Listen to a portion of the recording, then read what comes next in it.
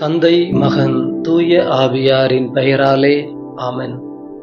ஆண்டின் பொதுக்காலம் 15ஆம் வாரத்தின் வெள்ளிக்கிழமை வாசகங்கள் குறித்து சில சிந்தனைகள். ஆண்டவராகிய கடவுளின் ஏட்டில் எழுதப்பட்ட தீர்ப்புகள் அவரின் இரக்கத்தை முன்னிட்டு மாற்றி எழுதப்படலாம் என்பதை வாசகங்கள் விளக்குகின்றன. பலியை அல்ல, கொடுமையை அல்ல, தண்டனையை அல்ல, சட்டத்தின் இறுக்கத்தை அல்ல, மாறாக இரக்கத்தையே நான் விரும்புகிறேன். என் குழந்தைகள் தேவையால் துடிக்கிற பொழுது என்னை நான் மாற்றிக்கொள்ள தயாராக இருக்கிறேன் என்பதே இறைவன் நமக்கு சொல்லுகின்ற அருளின் வாக்கு. குழந்தைகளின் தேவையை புரிந்து கொள்ள முடியாத இறுக்கத்தின் கடவுளாக இறைவன் ஒரு நாளும் தன்னை வெளிப்படுத்த விரும்பவில்லை. மனிதர்களாக நான் படைத்திருக்கிற என் அன்பு குழந்தைகளின் சந்தோஷமும் நிறைவும் வாழ்வுமே எனக்கு முக்கியம் என்பதை இறைவன் ஒவ்வொரு நொடிப்பொழுதும் வெளிப்படுத்தி கொண்டிருக்கிறார். இன்றைய முதல் வாசகம் எசையா புத்தகம் 38வது அதிகாரத்திலே எசேக்கியா அரசனுக்கு வாழ்நாள் முடிகிறது. ஒரு நோய் அவனை தாக்குகிறது. ஆண்டவரே எசையா இறைவாக்கினரிடம் வாக்கு கொடுத்து அனுப்புகிறார். நீ இதுவரை அனைத்தையும் சிறப்பாய் செய்தாய். நன்று நன்று நம்பிக்கைக்குரிய நல்ல பணியாளனே, இதோ என்னோடு வான் வீட்டில் வந்து இளைப்பாறுவாய்.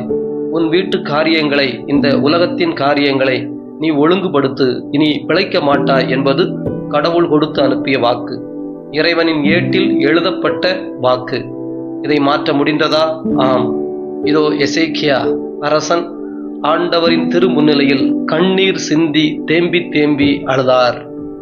பொதுவாகவே நோய் பட்டிருப்பவர்கள் ஜெபிப்பதற்கான அழகிய ஜெபம் எசையா புத்தகம் 38வது அதிகாரத்தில் 9வது வசனத்திலிருந்து 20வது வசனம் வரை அழகாய் கொடுக்கப்பட்டிருக்கிறது. இது இந்த எசேக்கியாவின் வார்த்தைகள். அவனின் முதல் வருத்தம், ஆண்டவரே, வாழ்வோர் உலகில் நான் உம்மை இனி காண முடியாதே. எனக்கு வாழ்நாள் நீட்டிக்கொடும். நான் உம்மை நோக்கி கதறுகிறேன். துணை வேண்டி காலை வரை கதறுகிறேன். சிட்டுக்குருவி போலும் நாரை போலும் கூக்குரல் இடுகிறேன். மாடப்ரா போல் விம்முகிறேன். மேல் நோக்கி பார்த்து என் கண்கள் சோர்வடைந்தன. என் தலைவரே, நான் ஒடுக்கப்படுகிறேன். எனக்கு துணையாக இரும். மனக்கசப்பால் எனக்கு உறக்கமே இல்லாமல் போயிற்று. என் தலைவரே, நான் உம்மையே நம்பியிருக்கிறேன். என் உயிர் உமக்காகவே வாழ்கிறது. எனக்கு உடல் நலத்தை நல்கி நான் உயிர் பிழைக்கச் செய்வீராக. எசேக்கியா அரசன், நான் உமக்காகவே உயிர் வாழ்கிறேன், ஆகவே எனக்கு உடல் நலத்தை நல்குவீராக, நான் உயிர் பிழைக்கச் செய்வீராக என்று ஜெபிக்க எதனால் இயன்றது என்றால் 36, 37வது அதிகாரங்களை நாம் வாசித்து பார்க்க வேண்டும். இந்த அரசனுக்கு அசீரிய அரசன் தொல்லை கொடுத்துகிற பொழுது, அவனை பயமுறுத்துகிற பொழுது, இஸ்ராயல் மக்களை ஆண்டவர் நம்மை மீட்பார், ஆகவே அஞ்சாதீர்கள் என்று எதிர்த்து நிற்கின்ற ஒரு தைரியத்தை ஊட்டியவன்.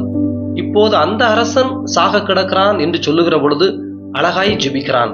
இதுவரை நான் எனக்காக என்று எதுவும் வாழ்ந்ததில்லை. என் உயிர் இதுவரை உம்முடைய பெருமையை, உம்முடைய நன்மையை சொல்வதற்காகவே வாழ்ந்தது. ஆகவே இறைவா, எனக்கு வாழ்நாள் நீட்டித் தருவீரா என்று உருக்கத்தோடு ஜெபிக்கின்றான். இப்படி வாழ்ந்த ஒரு உயிரின் ஜெபத்தை, ஏக்கத்தை இறைவன் கேளாமல் போவாரோ?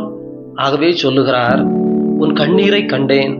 இதோ நீ வாழும் காலத்தை இன்னும் 15 ஆண்டுகள் மிகுதியாய் தருகின்றேன். இதே கருணையை, இதே இரக்கத்தை நற்செய்தி வாசகத்தில், சரி விடுப்பா, உள்ள பசி தாங்காம ஒன்னை எடுத்து சாப்பிட்டுடுச்சு, இதுக்கு இவ்வளவுதானும் கோபப்படணுமா என்று ஒரு தாய் தந்தை தன் பிள்ளைக்காய் பரிந்து பேசுவது போல மத்தேயு 12வது அதிகாரத்திலே ஓய்வு நாள், சீடர்கள் பசியோடு இருந்தார்கள். அருகிலே கதிர்கள் இருந்தன, எடுத்து சாப்பிட்டு விட்டார்கள். திருப்பலி காணிக்கை ஒப்பு கொடுக்கிற பொழுது குழந்தையை கையில் வைத்துக் கொண்டு ஒரு தாய் வருகிறார். அதுல இருக்கிற ஒரு ஆப்பிள் பழத்தை அந்த குழந்தை காணிக்கை கொடுத்தவுடன் விருட்டென்று எடுத்து ஒரு ஆசையில் அல்லது பசியில் கடித்து விடுகிறது. யாராவது அக்குழந்தையை திட்டுவார்களா? அந்த குருவானவர் கூட, ஐயோ விடுமா விடுமா, அந்த குழந்தை பசியில எடுத்துடுச்சு, சாப்பிடு என்று கொடுத்து நெத்தியிலே ஒரு சிலுவை அடையாளம் விட்டு வருவதில்லையா? அதுபோன்ற ஒரு நிகழ்ச்சியை நமக்கு இறைவன் தருகின்றார். ஆம், கடவுளுக்கென்று படைக்கப்படுவதுதான். ஆனால் மனிதன் தேவையில் தவிக்கிற பொழுது இறைவன் தன்னை தியாகம் செய்கின்ற கடவுளாகவே விவிலியம் முழுவதும் காட்டுகிறார். ஒரு எளிய கதையை உங்களோடு பகிர்ந்து கொள்ளுகிறேன். ஒருமுறை ஒரு கிராமத்தில் தொடர்ந்து மழை இல்லை. அங்கே ஒரு சீடன் ஜெபித்துக் கொண்டிருந்தான். அந்த சீடனிடம் போய் இவர்கள் கேட்டார்கள், ஐயா, எங்களுக்கு மழை வருமா? ஏதாவது ஏற்பாடு செய்யுங்கள். அந்த சீடரோ தன்னுடைய ஞான திருஷ்டியில் எல்லா காலங்களையும் ஆய்வு செய்துவிட்டு இறைவனிடம் உற்று நோக்குகிறார். இறைவன் ஏட்டில் இன்று 3 மாதங்கள் உங்களுக்கு மழை இல்லை என்றுதான் எழுதப்பட்டிருக்கிறது. மன்னித்துக் கொள்ளுங்கள் ஐயா, மாற்று ஏற்பாடுகள் செய்து கொள்ளுங்கள். 3 மாதம் நீங்கள் பொறுத்திருக்கத்தான் வேண்டும். இப்போது இவர்கள் சோகமாய் திரும்பிக் கொண்டிருந்தார்கள்.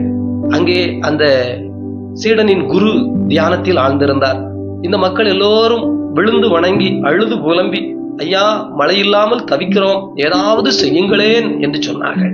அவரோ அவர்கள் முகத்தை பார்த்துவிட்டு ஞான திருஷ்டியிலே அவர் இந்த ஆடு மாடுகள் துன்பப்படுவதை பார்த்துவிட்டு, வயல்வெளியில் பயிர்களெல்லாம் இதோ வாடி கிடப்பதை பார்த்துவிட்டு இரக்கம் கொண்டவராக, இன்று இரவு உங்களுக்கு மழை பெய்யும், நீங்கள் சென்று வாருங்கள் என்று சொல்லிவிட்டார். அந்த கிராமத்து மக்கள் எழும்பி வீட்டிற்கு சென்றார்கள். அன்று இரவு கனத்த மழை. இப்போது இந்த சீடனுக்கு ஒரு வியப்பு, ஒரு கேள்வி. நான் என்னுடைய ஞான திருஷ்டியால் இறைவனின் ஏட்டில் என்ன எழுதப்பட்டுள்ளது என்பதை பார்த்தேனே, அதில் மழை இல்லை என்று குறிக்கப்பட்டிருந்ததே. ஆகவே மீண்டும் தியானத்தில் அமர்ந்து இறைவனை நோக்கி கேட்டார், இறைவா, நீர் எனக்கு கொடுத்த ஞானத்தை கொண்டு இதோ வருங்காலத்தை கணித்து இன்று 3 மாதங்கள் மழை பெய்யாது, எனவே மக்களை எச்சரித்து கவனத்தோடு தண்ணீரை பயன்படுத்த சொல்லி நான் அவர்களை அனுப்பினேன். உமது ஏட்டில் அப்படி எழுதப்பட்டிருந்தது உண்மைதானே? இறைவன் சொன்னார், ஆம் குழந்தாய், என் ஏட்டில் அப்படித்தான் எழுதப்பட்டிருந்தது 3 மாதங்கள் மழை இல்லை என்று. ஆனால் இன்று இரவு மழை பெய்து விட்டதே, எதனால்? அப்போது இறைவன் இரக்கத்தோடு சிரித்த முகத்தோடு அந்த சீடனுக்கு சொன்னார், இதோ உன்னுடைய குரு இந்த மக்களின் துன்பத்தை கண்டு வாக்கு கொடுத்து விட்டார். அவரின் இரக்கத்தை சரியானது என்று நிரூபிக்க வேண்டிய தேவை எனக்கு வந்துவிட்டது. நீ பார்த்தது உண்மை, 3 மாதம் மழை பெய்யாது என்று நான் எழுதியிருந்தேன். ஆனால் இந்த குருவின் இரக்கத்தை முன்னிட்டு, அவர் கொடுத்த வாக்கை முன்னிட்டு, அவர் என் பிள்ளை இல்லையா? அதை காக்க வேண்டிய கடமை எனக்கு இருக்கிறது இல்லையா? அவர்தானே உனக்கு இந்த ஞானத்தையே கற்றுக் கொடுத்தார். ஆகவே அவரின் வாக்கு பொய்க்காது. நான் மழை பெய்ய செய்தேன். என் ஏட்டை நான் திருத்திக் கொண்டேன். நீயோ உண்மையை உணர்பவனாக என் ஏட்டை பார்த்தாய். ஆனால் உன் குருவோ முதிர்ச்சி அடைந்தவர், முழுமை அடைந்தவர். மக்களின் மீது கொண்ட ஆர்வத்தினால், இரக்கத்தினால் ஒரு வாக்கு கொடுத்தார். நான் ஏட்டின் கடவுள் அல்ல, எழுத்தின் கடவுள் அல்ல, நான் இரக்கத்தின் கடவுள், இறங்குகின்ற கடவுள், மக்களுக்கு நலமும் நன்மையும் பயிற்றுவிக்கின்ற கடவுள் என்று சொன்னார். ஜெபம். அன்பான கடவுளே, ஆசீர்வாதத்தின் தகப்பனே, எங்கள் வாழ்க்கையில் இனி இவ்வளவுதான் முடிந்தது என்கின்ற சூழல்கள் வருகிற பொழுது, அதுதான் உண்மை என்று எல்லோரும் எங்களுக்கு சொல்லித் தருகின்ற பொழுது நாங்கள் மனம் சோர்ந்து விடுகிறோம். ஆனால் எங்களுக்கு எப்போதும் மாற்றம் வாழ்வில் உண்டு, ஏற்றம் எங்கள் வாழ்வில் உண்டு. இறைவா, உம்மை நோக்கி நாங்கள் ஜெபிக்கிற பொழுது, கண்ணீரோடு மன்றாடுகிற பொழுது, இதோ விடுதலை பயண புத்தகத்தில் இஸ்ராயேல் மக்களுக்கு நீர் சொன்னீரே, என் மக்கள் படும் துன்பத்தை கண்டேன், அவர்களின் அழுகுரலை கேட்டு நான் இறங்கி வந்தேன் என்று சொல்லி, அதுபோல் எங்கள் வாழ்வும் உயர நாங்கள் உம்மை நோக்கி எளியவர்களாய் கூக்குரல் இடுகிற பொழுது எங்கள் மன்றாட்டுகளையும் விண்ணப்பங்களையும் கேட்டு எங்களுக்கு வாழ்வையும் அருளையும் நிறைவாய் பொழிவீராக. ஆமேன்.